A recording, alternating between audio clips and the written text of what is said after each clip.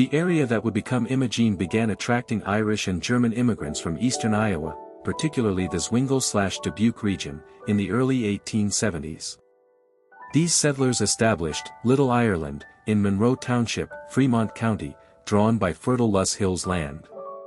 Among the first Catholic families were Michael and Mary and Mahoney and Thomas and Mary Gilmore, who laid the groundwork for a tight-knit farming community focused on agriculture and faith. Founding and naming in 1879, Imogene was officially platted on November 5, 1879, by the Western Improvement Company of Iowa after purchasing land from local settler Faust for $4,000. The town was surveyed on November 24 and recorded in Sydney on December 1, named in honor of Captain Anderson's daughter, Imogene. This marked the formal birth of the town in the north half of the southeast quarter of Section 10, Township 70, Range 40. Church establishment and community growth in the 1880s. In 1880, Reverend Gerald Stack organized St. Patrick's Catholic Church as a mission of St. Mary's in Shenandoah, celebrating the first Mass in John Delahunt's home. A frame church costing $1,800 was built in 1881, and Mount Calvary Cemetery was acquired in 1883.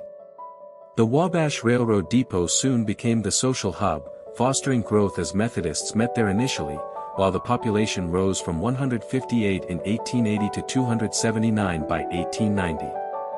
Peak prosperity and infrastructure in the early 1900s. By 1910, Imogene's population peaked at 341, supported by farming and rail connections.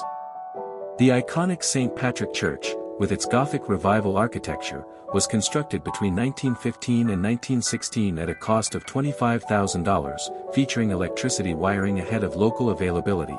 It was added to the National Register of Historic Places in 1983. Community events, like the 1923 Sydney Old Settlers Reunion, highlighted cultural vibrancy amid a county population of around 15,000. Decline and modern revival. Since the late 20th century, post-World War II mechanization led to population decline, from 303 in 1930 to just 39 by 2020, exacerbated by the 1988 abandonment of the Wabash rail line.